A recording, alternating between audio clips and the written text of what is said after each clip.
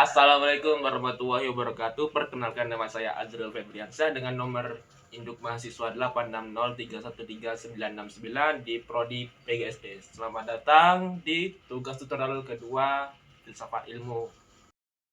Untuk yang pertama, gimana sih filsafat ilmu mengawasi dan memperkuat eksistensi keilmian serta nilai-nilai dalam ilmu pendidikan? Filsafat ilmu membantu mengawasi dan memperkuat eksistensi serta keilmian pendidikan. Pendidikan tidak hanya dipandang sebagai kegiatan mengajar, tapi juga sebagai ilmu yang memiliki objek kajian, metode, dan nilai yang jelas. Dalam filsafat ilmu terdapat tiga landasan utama, yaitu ontologi, epistemologi, dan aksiologi. Dan itu sudah dijelaskan di tugas tutorial pertama saya.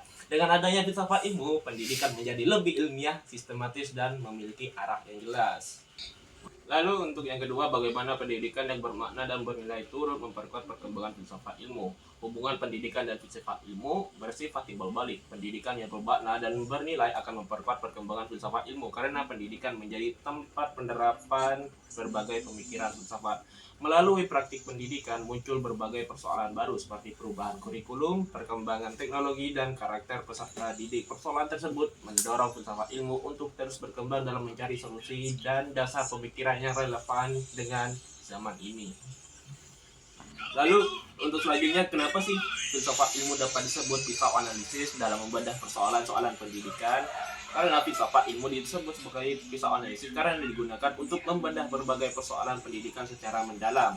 Dari sisi ontologi, filsafat ilmu menganalisis hakikat peserta didik dan tujuan pendidikan. Dari sisi epistemologi, filsafat ilmu mengkaji metode pembelajaran dan cara memperoleh pengetahuan yang benar. Sedangkan dari sisi aksiologi, filsafat ilmu menilai apakah pendidikan sudah sesuai dengan nilai moral, etika, dan kebutuhan masyarakat. Dengan analisis tersebut, pendidikan dapat berkembang secara lebih kritis dan terarah. Dan untuk yang terakhir, yaitu contoh konkret penerapan filsafat ilmu dalam praktik pendidikan. Salah satu penerapan filsafat ilmu dalam kurikulum Merdeka. Kurikulum ini menekankan pembelajaran yang berpusat pada peserta didik, pengembangan karakter, dan pembelajaran kontekstual. Contoh lainnya adalah penggunaan pendekatan saintifik dalam pembelajaran, di mana siswa diajar mengamati, menanya, mencoba, mendalar, dan mengomunikasikan hasil belajar. Hal ini menunjukkan penerapan cara berpikir ilmiah dalam pendidikan.